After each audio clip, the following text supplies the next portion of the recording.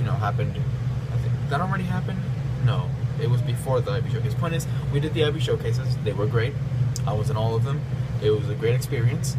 And after the IB Showcases, we had to write this essay, which I, for 14 circumstances, have not handed in yet. But I'm working on it, and I'll have it ready by next class. And it's just an essay that's basically a reflection of the IB Showcase. Where you talk about your performance, what you did at rehearsals, how you prepared yourself maybe outside of rehearsals for the showcase, how you helped the directors. So really it's just a reflection of how it went and how you were involved in the process of making and acting in these shows. So, and it's called the IPPP, I think. I don't know how many P's, but it starts with an I, and it's got more than 2 P's after the I. So we worked on that for a couple of classes. And afterwards, we had this meeting between all the 11th grade students in the class. And, we were told to choose several types of theater that we want to learn throughout the rest of the year. And, first, I'm an advocate of Shakespeare, which is weird because I've usually despised Shakespeare and everything he stands for. But for a previous essay we had to write in the class, the RI, it's a research paper, research investigation paper. That's what RI stands for. I chose to do mine on Much Ado About Nothing. And it was crap, not gonna lie, the paper was complete, S-word. But something good came out of it, and it's that I really liked Much Ado About Nothing, which is a Shakespearean play. I really liked it. I thought it was hilarious. I saw some clips from when the Royal Shakespeare Company performed it in the Globe Theater, and it was amazing. Like, it was so funny. And it's weird because I've read several Shakespeare comedies and I've never found them funny, except for this one. So I advocated for Shakespeare. I was like, we should look into Shakespeare. Like, we might learn a lot. Who knows? And everybody was like, no, improv. And don't get me wrong, I love improv. But I just think that, we might get the wrong idea and we might start slacking off in class. Because improv, it's usually this really fun stuff that you do in drama classes in 8th grade. And it might not be that all the time, which, is a little bit scary for me because I've always, seen improv as that constantly fun activity. But, it's the harsh reality. Not everything can be as fun as you'd like it to be. And then also we wanted to do maybe surrealism, I think that's what it's called. I don't know. We wanted to look into some weird branches of theater that, are becoming very popular, every day. Increasingly popular. So in the end, we gave our teacher our options that we came up with, and what she eventually did was she made this list, which are the types of theater that we're going to study. And Shakespeare, I believe, is in the list. But as of right now, we're studying improv. But 3 classes before this, or 2, not sure. No, yeah, 2. We studied a little bit of epic theater, which I found weird. Epic theater is weird. Most specifically, we studied this playwright called Brecht. Yeah. It's a German playwright. He lived during the Second World War, Nazi Germany. He's not extremely famous because he was discredited, Apparently a bunch of the stuff that he wrote was actually stolen from other playwrights, so that can't be good. But he is known for one play, which is the play that we studied, Fear and Misery in the Third Reich. But before we get into Fear and Misery in the Third Reich, I'm just gonna maybe read out a couple of my notes that I took for epic theater. So epic theater, it's meant for instructions and to spread teachings to people. It's not supposed to be like something emotional. It's supposed to be more intellectual. To get the crowd to think and not to feel. And in order to do this, there's the A effect, which is the effect of alienation, and that's something that Brecht did to both the audience and the actors. What he wanted was for actors to not feel anything either, because if an actor is emotionally invested into their character, that will, at times, if not always, be demonstrated to the audience. And once the audience gets that emotional feeling, the entire point of epic theater is lost. So, by alienating the actors from their characters, Brecht believed that the audience would also then be alienated from that emotional output. So, because of that, the acting style is usually dry and very false. Like it's not, it's weird. It's at times sort of like a sitcom. People are so rude when you're trying to record a vlog. It's incredible. It's like they don't get the hint. Like, I'm recording here, buddy. Okay, so the acting style at times is very dry and false. No emotion involved with the characters. Also, it's very surrealistic. I think that's the word it's called. Like you can show ropes and the signs and the lights can be showing, and there can be. There can always, and there usually is, a person holding a sign saying Act 1, Scene 1. So, and again, this is part of the alienation process. If you keep constantly reminding an audience that this is a play, this is not real, this can never be real, this is fictitious, the audience will lose that capacity of being taken aback by what they're watching, The props and the scenery are usually fragmented. So if there's like an entire wall for like the back of a kitchen, it might just be half of the wall. That's very common in epic theater. Costumes are usually stereotypical and simple. They're very simple, but they're usually stereotypical. So if you're a hobo, no offense to the hobo kind, but you'll be wearing, maybe like dark pants, dark shirt, maybe like a sweater, and it's all gonna be dirty, and that's it. They will often use a narrator. That's very common in epic theater, and also and I found this really cool, especially once we started acting Misery in the Fear and Misery in the Third Reich.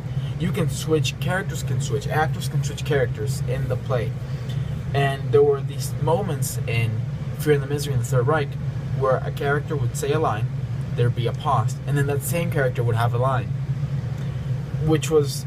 For when we performed it was awkward. We performed it in two different groups, and it happened to both groups. So there was the pause, and a different actor continued on. When it turns out that it's still the same person who's supposed to be speaking. So I believe that those were perfect moments where it would actually be better for the actors to switch characters, because then it might be the same character saying the line, but it'll be a different actor. And it seems like it's supposed to be a natural switch. So you can switch it, but you just can't switch the character.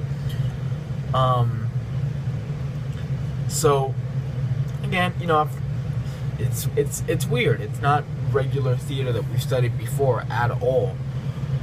And so in the second class, or the third, I'm not sure, I think it was the second class, we performed Fear and the Misery in the Third Reich. In the first class we just read it, we understood it a little bit better. But in the third class we read it, and we acted it. And the challenge was that Fear and Misery in the Third Reich is highly debated as a propaganda play. And it's propaganda because it speaks badly and out of favor of the Nazi regime. The title, Fear and Misery in the Third Reich, the Third Reich being, the Nazis.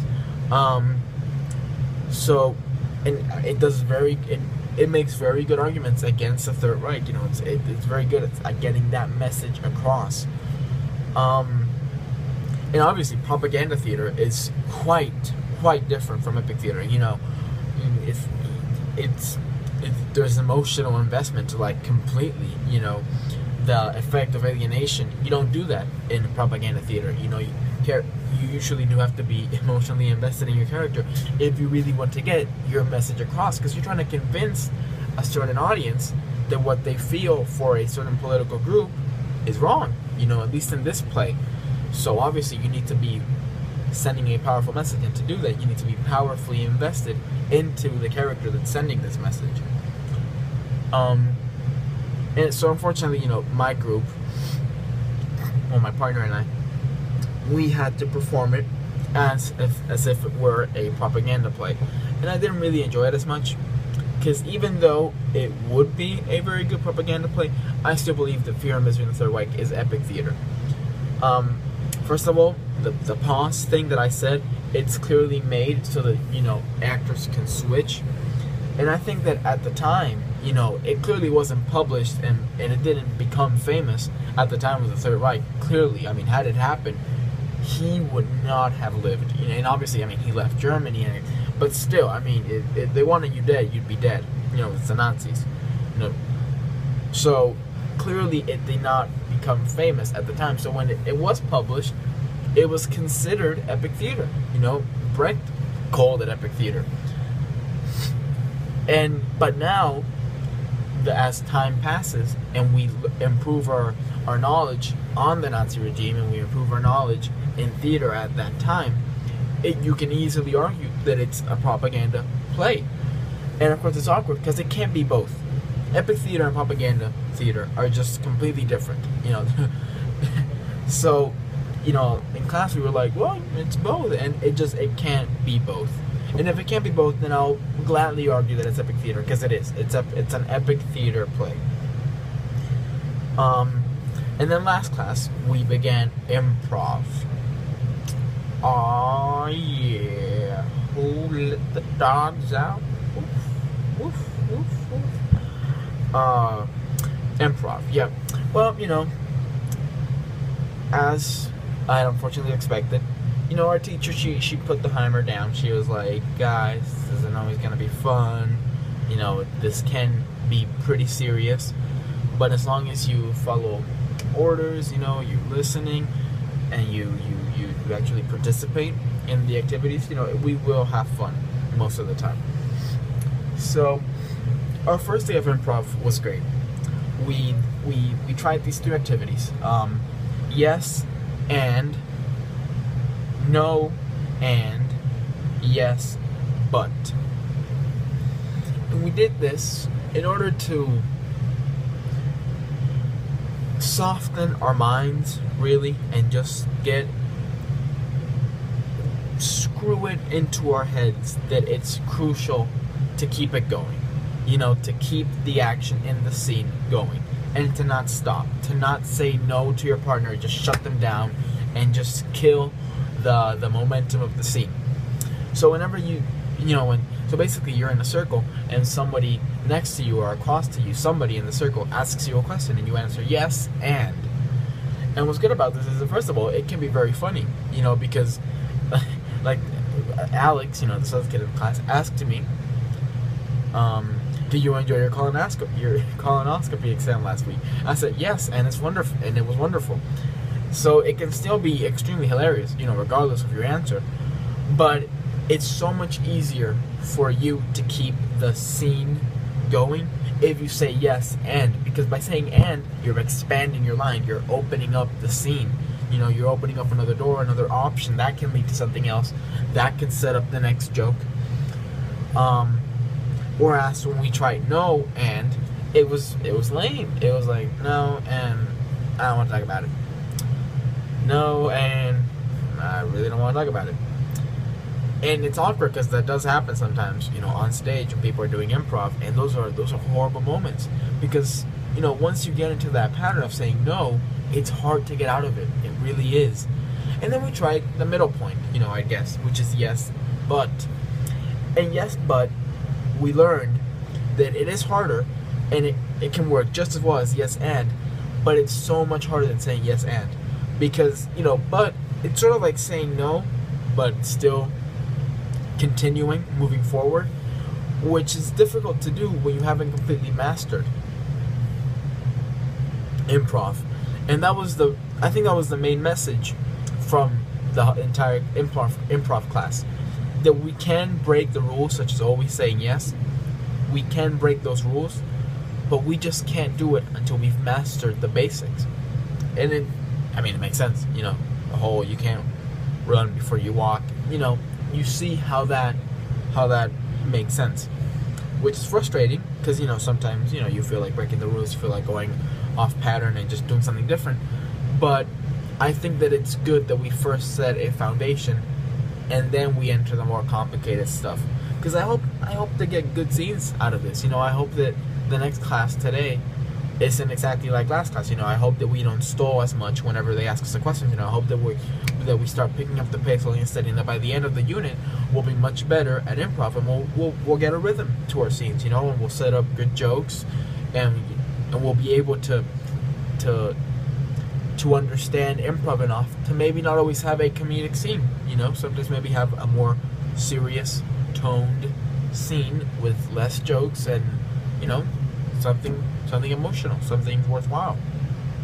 Even though comedic improv is extremely worthwhile, and it's